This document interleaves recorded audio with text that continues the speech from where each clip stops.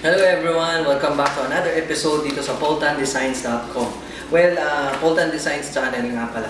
Anyway, today, since na ang mga SSD drives are nagiging affordable na in the market, I think na maganda rin na panahon na para matulungan natin o ma-inform natin ang lahat kung ano ba ang advantages ng SSD at anong pinagkaiba nito sa mga hard drives katulad ng hawak ko ngayon. So, alamin natin yan ngayong hapon.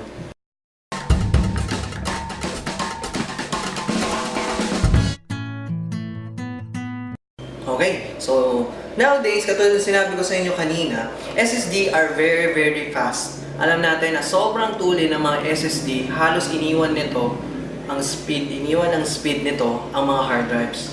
Ngayon, para ma-fully understand natin ang SSD, pag-usapan natin sandali, ano ba ang ginagawa ng SSD? Bakit mabilis siya? At bakit, answer din natin yung rumor tungkol sa SSD degradation o yung pagbaba o pagbagal nito in the long run o kapag matagal mo nang ginagamit ang SSD mo. So, what we have here is a tray na may mga 5 pages ng blank papers na white paper. Ngayon, imagine niyo ito yung SSD niyo. Yan. Hindi ko sinasabi na sa isang SSD merong block. Well, may block naman talaga sa isang SSD, pero hindi ko alam kung ilang nang talagang block sa per SSD. Example lang naman kasi ito. At sa isang block, sa illustration natin, meron tayong 5 blank pages. At per page niyan, meron siyang naglalaman, example lang to naglalaman siya ng 4 kilobytes. 4 kilobytes na space. Kasi since may 5 tayo na blank space, at 4 kilobytes yun, times 5 natin, ibig sabihin, sa illustration na gagamitin natin, 20 kilobytes na space ang meron tayo sa isang block, sa isang SSD. Okay. Ngayon, ito nga yung illustration natin. Example, meron tayong gustong i-save na document. Gusto natin ngayon mag-save ng document. Katapos, ang size ng document is 4 kilobytes. So, ibig sabihin, magre-require yun ng isang page natin. Dahil since isang page, 4 kilobytes. So, sabihin natin, Word file. Word file yung una nating isa-save. Save. Nasa SSD na. Very fast. Kasi mabilis ang SSD. Lalo na pag unang-unang gamit mo to o wala pa tong naman. And, let's say na meron tayong gusto i-save na picture. Kaso yung picture is 8 kilobytes ang size. So, ibig sabihin, para ma-save natin yun, kailangan natin ng 2 page sa SSD natin. Okay, so save natin yung picture. Pick and pick. Ito yung A, ito yung B. Okay? Yan. So, para makita natin na itong dalawang to ay magkasama. So, yan yung ating 8 kilobytes na first picture. Okay, save natin. Kaso nga lang, may gusto pa akong i-save na isa pang picture. Ang problema, 12 kilobytes yung size ng picture. Ano gagawin ko? Ang ano na lang natitira ko is 2 page ng picture ng space na pages. Paano 'yun? Well, ganito kasi ang proseso ng SSD. Kapag si Windows nagra-write siya ng file o nagse-save tayo ng file sa SSD, kinakausap ni Windows si SSD controller. Si SSD controller ngayon ang in charge para isulat ito, katulad ng ginawa natin kanina. Ngayon, since napuno na ang hard drive, 60% na puno na ang SSD drive natin, 2 na lang yung ating space at 8 kilobytes na lang to. Kaso nga lang, gusto nga natin mag-save 12 kilobytes na space. So baka naisip natin, well, siguro pwede ko naman burahin si Word file, 4 kilobytes yun. So pag binura ko siya, magkakaroon ako 12 kilobytes. Tama. So burahin natin. Kukunin ngayon ni Windows yung file, buburahin niya ngayon yun. Gamit yung eraser. Ngayon, dahil si SSD controller, ang trabaho niya is magbasa at magsulat, mag-modify, hindi na kailangan o hindi na sinasabi ni Windows sa kanya na may binura siyang file. Kaya ngayon, sa understanding ni Windows, meron tayong libreng 3 pages na 12 kilobytes. At pwede na nating save ngayon yung picture na gusto natin na i-save, yung 12 kilobytes sa picture. Pero, kay SSD controller, ang understanding niya, 2 lang. Kasi nga, si Windows hindi nagsabi kay SSD controller na may binura siya. Ngayon, dito ngayon pumapasok yung isang process na dinadaanan ni SSD controller. Ano yun? Ito yung tinatawag natin read, modify, and write process. Paano yun? Okay. Ganito. Kasi, in every flash drive, meron silang hindi kayang gawin. Katulad ng SSD, meron siyang hindi kayang gawin. Ano yun? Para kay SSD, para makonsider niya na itong binura natin ay erase na talaga, ang kailangan niyang gawin ay buburahin niya itong lahat ng pages na to. Including yung nakasave natin na file ng picture. Para mabura niya yung isang specific na page. Hindi kayang burahin ni SSD controller yung isang specific na page. Hindi talaga kaya. Kaya ang kaya lang niyang gawin, buburahin niya yung entire page na yan at saka ngayon pwede na siyang sulatan ulit. Kaso ang tanong, paano yung files ko na nandito na nakasave na unang picture, yung 8 kilobytes sa files natin? Di mabubura din yun. O ngayon, dito ngayon pumapasok yung prosesong sinabi ko sa inyo kanina. Read and modify and write process. Paano ginagawa ni SSD controller yun? Ngayon, ganito ang ginagawa niya. Sasabihin ni Windows, parang SSD controller, magsusulat ako ngayon dyan ng 12 kilobytes na picture. Meron tayong 12 pages na pwede, at 3 pages na pwede, kaya sulatan natin. Ang sasabihin ni SSD controller, sasabihin niya, hindi pwede, kasi ang alam niya, dalawa lang Hindi pwede, dalawa lang pwede natin lagyan Ngayon, ang gagawin ni SSD controller, sige, checkin ko. Checkin niya ngayon lahat ng pages. Checkin niya ngayon lahat ng pages na nandyan. Katulad na nakikita niyo ngayon. Yan. Makikita ngayon ni SSD controller na, may binura pala kasi si OS na isang page. Pwede ko nang sulatan to ngayon. Kaso nga lang, hindi niya kaya sulatan yan. Kasi para masulatan niya yung isang dating naglalaman ng data na binurahan, ano yung kailangan gawin? Buburahin niya lahat ito. Itong buong block, para masulatan niya ulit yun. Kaya ngayon, ang gagawin ni SSD, meron siyang tinatawag na katulong. Ano yung katulong niya? Ang tinatawag natin doon yung cache. Ito yung cache o yung built-in memory sa SSD controller natin. Ang ginagawa ni SSD controller ay ito. Para hindi niya bumubura yung mga data na nandyan na sa block na yan, kukopyahin niya, ililista niya sa isang scratch pad katulad nito. At yun yung ating cache. Yan. Katulad nito, nakalista na. Kaya ngayon, pwede nang burahin ni SSD controller itong buong block. At kapag binura na niya yan, binubura ko pa talaga, no? Yan, binura niya na yan. Binura niya na. Pwede na niya nang burahin yung entire block. At kapag nabura niya na entire block, pwede niya na sulatan ulit. Saan niya ngayon babalikan si cache at isusulat niya ulit yung mga binura niya na nandito na existing na good files. Katapos, ilalagay na ngayon ni cache yung gusto mong isulat sa kanya na 12 kilobytes sa picture. Ito yung picture 2A, picture 2B, and picture 2C. Yan. Kasama na nung files na yon.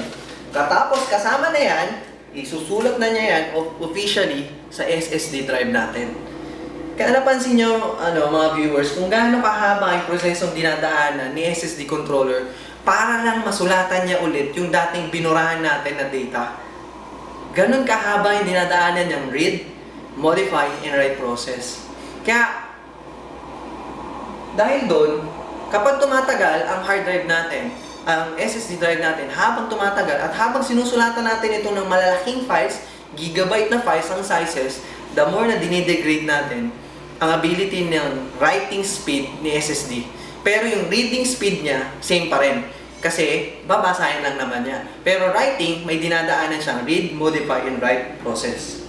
Okay, so baka may magtanong, sir, para saan naman yung trim? Kasi may trim na technology na, di ba, na inad sa mga SSD drive.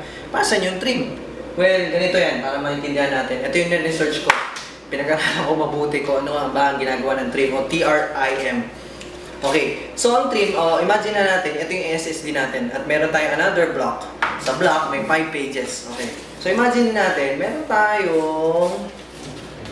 tayong 40 kilobytes na size. Okay, ngayon, meron tayong nakasave kanina dyan, di ba, na picture. Yung unang picture natin, yung 8 kilobytes, kaya 2 pages yon, 2 pages ng picture. Tapos meron tayong kanina nakasave na Word file na 4 kilobytes. Gusto natin mag-save ng 3 pages na 12 kilobytes na picture. Ang problema, wala na space, di ba? Ngayon, ang ginagawa, wala na space doon sa specific na block na to. Okay.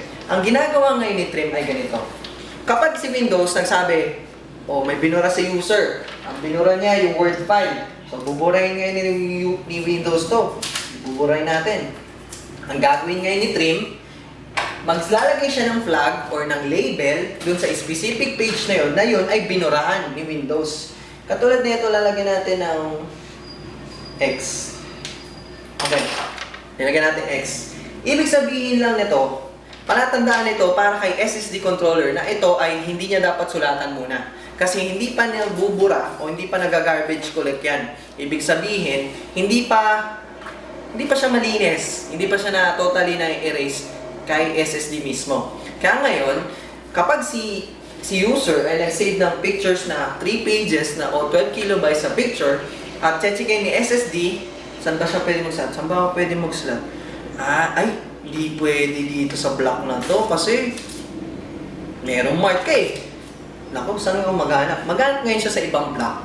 At kapag nakita niya dito, merong space dito, enough space na pwedeng pag-save ng picture, doon niya ngayon ilalagay yung picture o yung file natin. Kaya ngayon, nasa-save sa process si SSD controller na mag-read, modify, and write. Ang nangyayari ngayon, bumibilis ulit si SSD. Nagiging write process na lang siya. Katulad kung paano yung SSD, pag bagong bili mo, sinulatan mo, nilagyan mo, sinipan mo ng bagong data.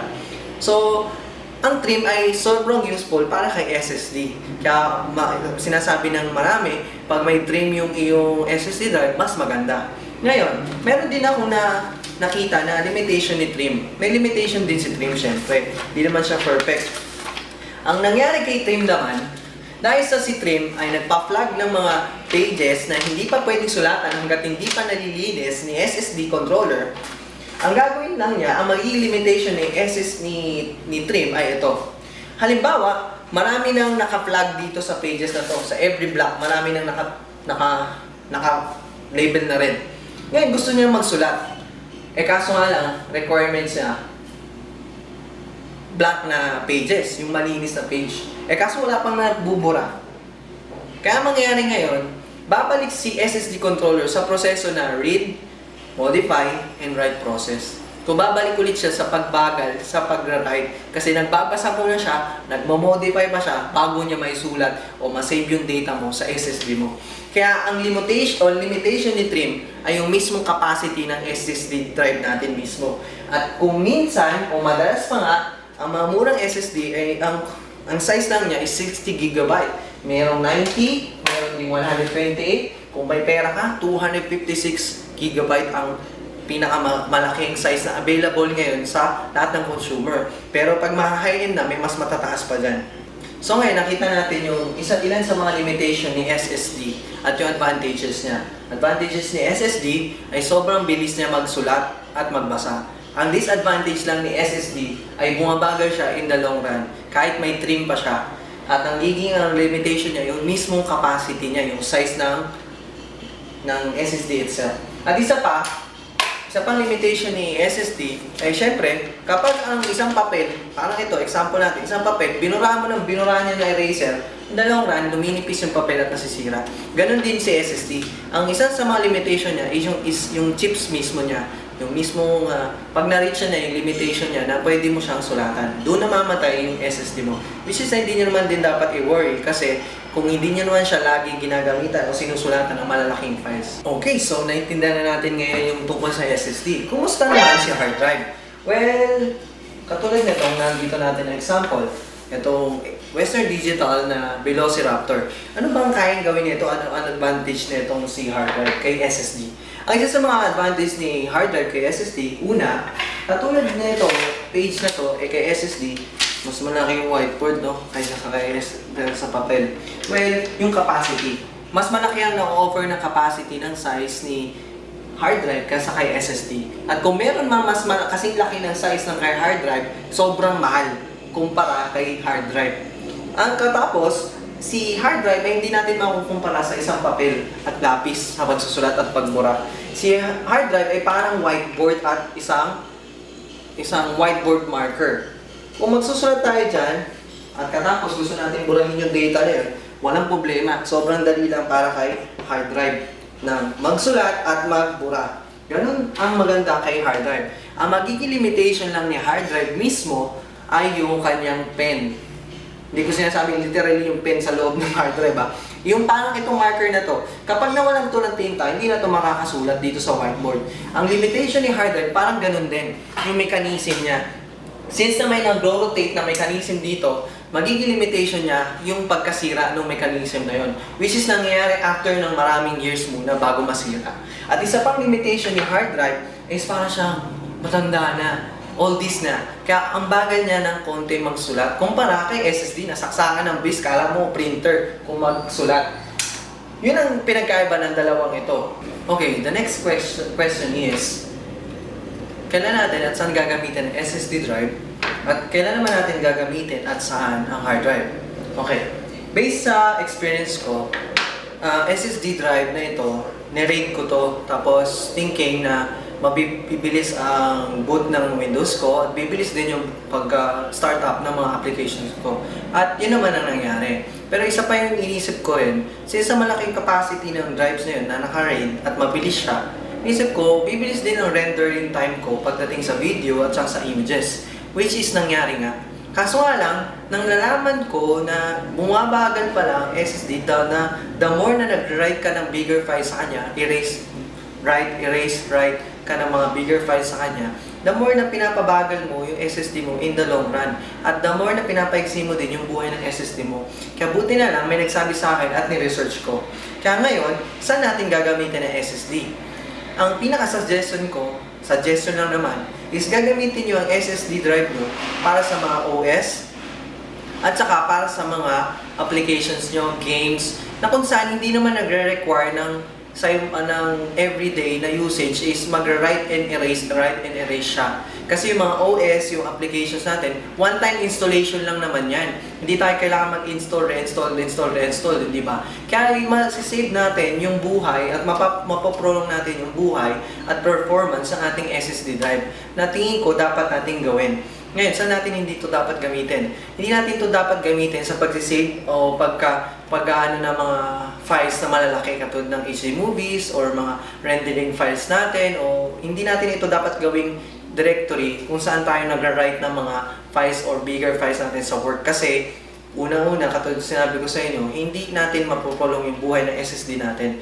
Baka yung kinita natin dahil mabilis na nakarender tayo ng video, ng images, bumilis ka, pero yung kita naman natin mapupunta lang sa pagbili ng bagong SSD drive.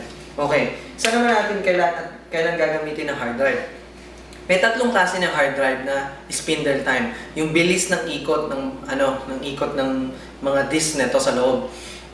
Ang isa is 5400 RPM o 5400 RPM. Pangalawa, ito yung normal, 7200 RPM o 7200 RPM. At yung pangatlo, yung pinakamatulin so far sa consumer, is yung 10,000 RPM. At itong hawak ko, itong example ng 10,000 RPM. Ano yung 5400? Ito yung 5400, yan yung mga green drives ng Western Digital. At saka yan yung mga ginagamit natin sa laptops o kaya sa mga NAS. Mga NAS drive natin, yung red drives. Ngayon yung mga 72 RPM naman, 7200 RPM, ito yung mga normal drives natin. Ito yung normal speed na drives. At ngayon, kailan ko gagamitin ito? Saan ko gagamitin ito? Well, ang Velociraptor katulad nito, ito it comes in two sizes kung hindi ako nagkakamali. 500 GB at saka isang 1 TB. Itong hawak ko 1 TB, yung dalawang 500 GB ko na dun sa taas ginagamit ko para sa work. Ngayon, kailan natin ito gagamitin? Ako, based sa experience ko, ginagamit ko ang Velociraptor para sa mga pagre-rendering ng files ko. Kasi, since na malalaki yung files ng nire-render ko, gigabyte yung isang video kung minsan, highest na resolution yun at yung mga Photoshop files ko, kailangan ko mabilis mag-load. Kailangan ko din kahit paano mabilis mag-save, mag-write. Kung SSD gagamitin ko, hindi nga pwede. Ngayon, kung ordinary drive naman yung gagamitin ko, edi ang bagal ng trabaho ko. Mauubos yung oras ko kakahintay sa rendering time. Kaya ang Velociraptor nakakatulong sa akin para magawa ko yung trabaho ko sa mabilis na paraan. Lalo na kung i-rate nyo to, naku, mas tutulin pa. Kaya I would recommend na using Velociraptor kung ikaw ay video editor nag-render ng mga malaking HD movies o HD files na video, o kaya Photoshop user ka o nagre-render ka o gumagawa ka ng mga images na high resolution na malalaki din ang files. Kaya ito ang drives na para sa mga nag-work, no? Ngayon, yung mga 7200 at 5400 na RPM, yun naman yung mga recommend ko pagka saving lang gusto nyo, o kaya normal na operation lang. Pero everyday usage ng rendering bigger files, I would recommend Velociraptor sa inyo. So yun lang. I hope na may natutunan kayo ngayon sa napakahabang video na to na ginawa natin. Inabot na ako ng hapon, naubusog pa ako ng battery at saka ng SD space.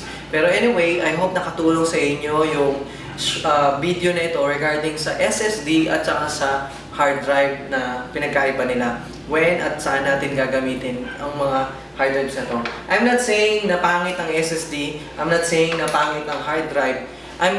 All I'm just saying is meron silang specific na kung saan sila dapat gamitin. At doon natin sila dapat gamitin. Hindi natin sila dapat abusuin sa isang bagay na hindi nila kayang gawin. Kasi in the long run, makakatipid nga, makakabilis nga tayo ng trabaho natin o sa gusto natin gawin. Pero in the long run, magkukos yun din sa atin na masira agad yung mga precious na investment natin. So yun lang. Thank you for watching and don't forget to subscribe. Follow me on Instagram, Twitter, Poltan15. At yung like nyo yung page ko, Poltan Designs. At yung website ko, syempre huwag nyo kalimutan bisitahin, poltandesigns.com. Thank you so much.